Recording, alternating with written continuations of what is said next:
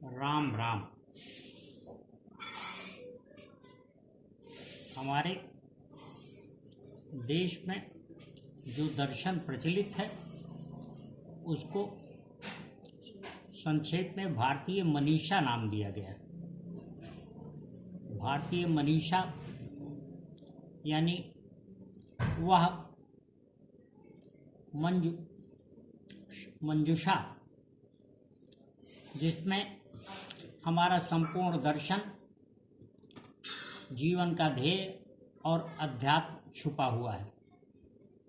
यूँ इस दर्शन में पल बढ़ कर के ये धरती से पोषित पल्लवित हो करके जब मनुष्य अपने जीवन की एक लंबी अवस्था पूरी कर चुका होता है तो उसे इस बात का ध्यान, भान और सम्मान स्वतः होने लगता है कि जीवन का लक्ष्य क्या है। शायद इसीलिए भारतीय धरती, भारत की मिट्टी को संसार में सर्वाधिक उर्वरक मिट्टी कहा गया है, सर्वाधिक उर्वरक धरा कहा गया है। इसीलिए इसकी गणना दुनिया की श्रेष्ठ उर्वरा भूमि में की जाती है। आज की चर्चा का विषय परोपकार है।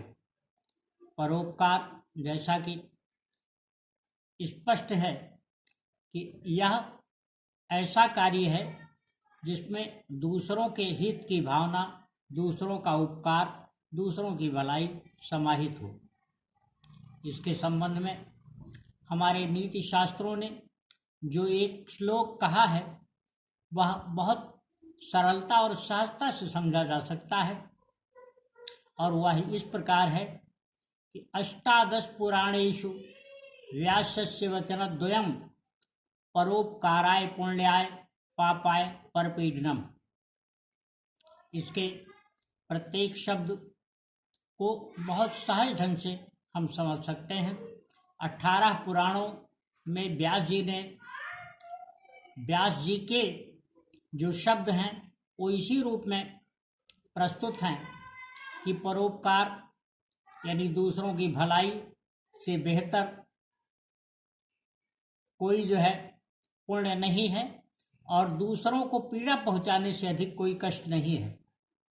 समाज के शास्त्रियों ने, समाज के विज्ञानियों ने इस बात को और ज़्यादा स्पष्ट करते हुए इस तरीके से कहा है कि वास्तव में वह कार्य जिसमें यह सोच समाहित हो कि दूसरों का हित हो, दूसरों का भला हो, दूसरों की बेहतरी हो, उससे बढ़िया कोई पुण्य नहीं है।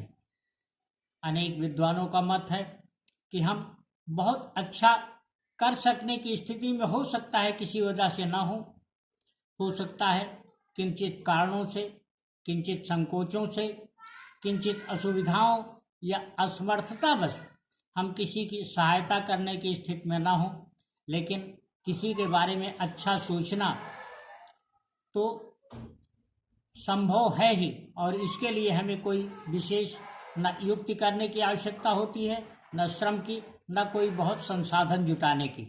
यह सामान्य ढंग से हम अपने मन में सोच सकते हैं। इसीलिए हमारे देश की अवधारणा सर्व कल्याण, सर्वहित की रही है।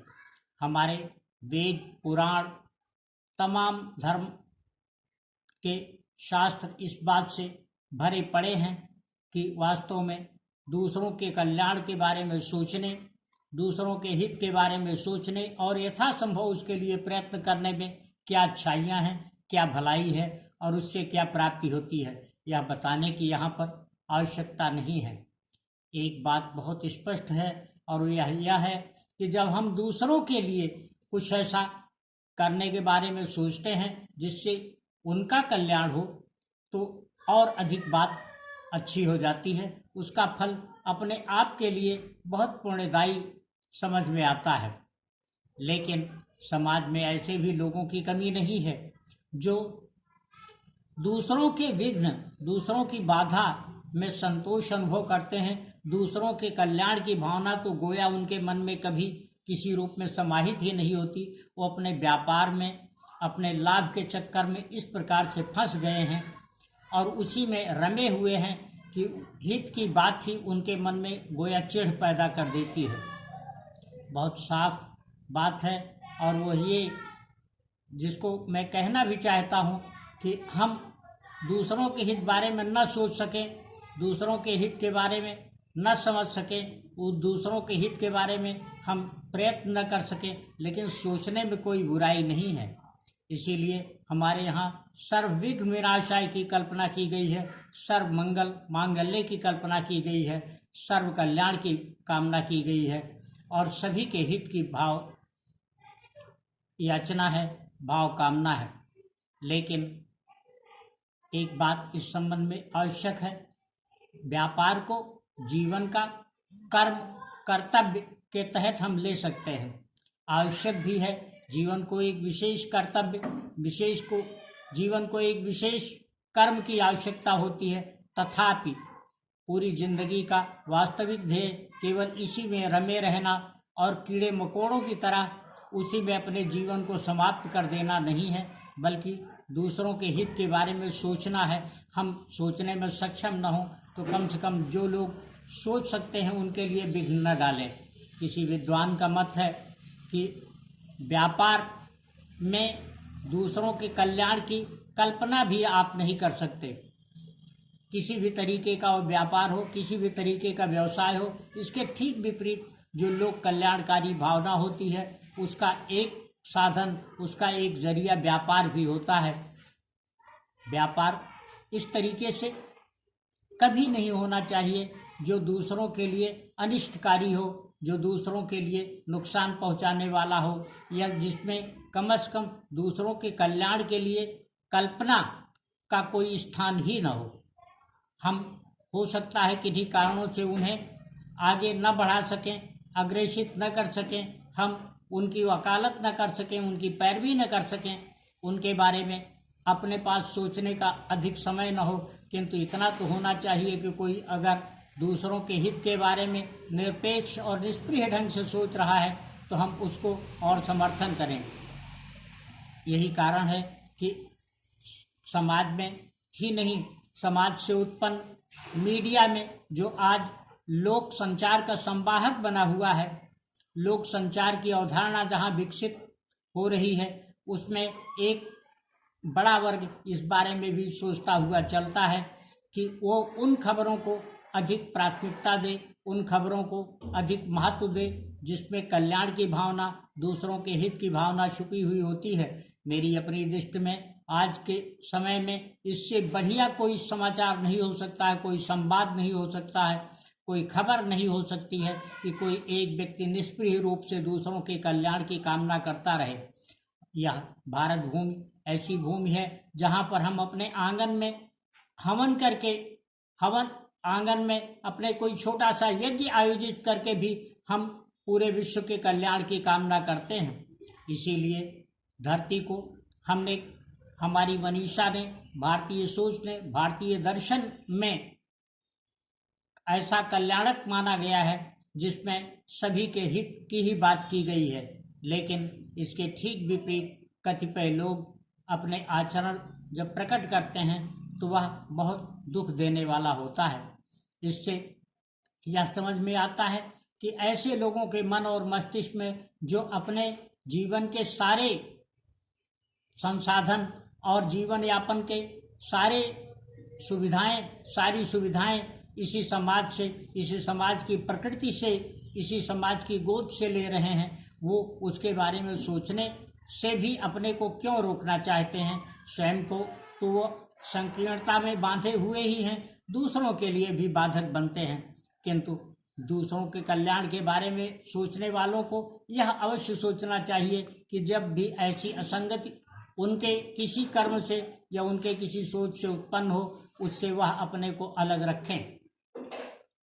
मैंने शुरू में शुरुआत की थी जिस बात से, वो ये है कि लोक कल्याण की भावना ही वास्तव में जीवन का अंतिम ध्येय है, जो जीवन को सुख, सुकून और शांति प्रदान करता है। उसी से संतोष होता है और वही संतोष इस जीवन को अंतिम समय में बेहतरीन आधार देता है। मनुष्य को ऐसा प्रतीत होता है जब आत्मा शरीर का परित्याग करने लगती है तो उसको ऐसा नहीं लगता कि वह जीवन में ऐसा कोई कार्य करने से अभी तक बचा रहा जिसमें दूसरों का हित नहीं कर सका। अगर कल्याणकारी कामना उसने की तो यही उसके जीवन का अंतिम और एक बेहतरीन पुण्य बन जाता है और उसी पुण्य के सहारे भी वह इस जीवन को सार्थक बना लेता है। तुलसीदास जी ने कहा है कि यही सर आवत अति कठिनाई, राम कृपा बिनु आय न जाई। यानी इस तट पर अध्यात्म का, दर्शन का और जीवन के ध्येय का जो ये निसर्ग है, जीवन के ध्येय का जो निष्कर्ष है, जो निसार है, जो सारांश है, वो यही है कि हम दूसरों के हित के लिए भी सोचें। अपने और अपनों के हित की बात तो पशु पक्षी भी सोचते हैं और वह उनके व्यवहार से प्रकट होता है। छोटी सी चिड़िया, वो चाहे गौरैया हो या अन्य कोई चिड़िया, वह भी अपने बच्चों को जब तक उड़ने की स्थिति में नहीं होते हैं, जब तक आत्मनिर्भर नहीं हो जाते हैं, तब तक दाना अपने मुंह में भर करके ले आती है और उन्हें चुगाती है। हम ध्यान दें तो गायें भी अपने बछड़ों को दूध तो पिलाती ही हैं, अपने बच्चों को दूध तो पिलाती ही हैं। वह ऐसा भी किया करती हैं कि जब उनके सामने कोई चारा रखा होता है तो अपने मुंह की सहायता से, अपनी ठुड्डी की सहायता से वह अपने बच्चे को भी उसकी तरफ मोड़ती हैं और दिखाती हैं कि वह भी उन्हें खाए, उनका अनुसरण करे, इस प्रकार से ऊर्जा ग्रहण करे। यह बात हमें ध्यान में रखने की आवश्यकता है।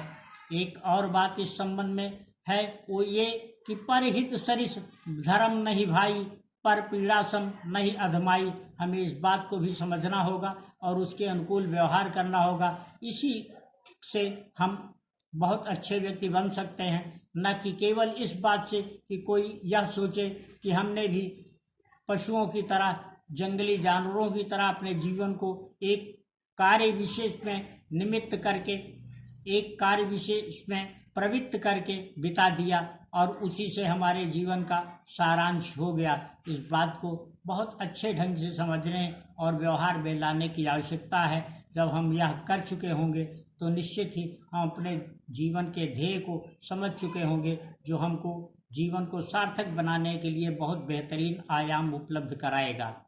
अंत में एक बात और वो ये कि जब हम इस बात के लिए संकल्पित होंगे कि हमें अपने व्यस्ततम समय में से कुछ समय ऐसा भी निकालना है जो दूसरों के कल्याण के लिए, दूसरों की भलाई के लिए हो और जिससे हम दूसरों को किसी प्रकार का फायदा, किसी प्रकार का लाभ पहुंचा सकें, तो उससे बेहतरीन शायद कुछ नहीं हो सकता है। राम राम।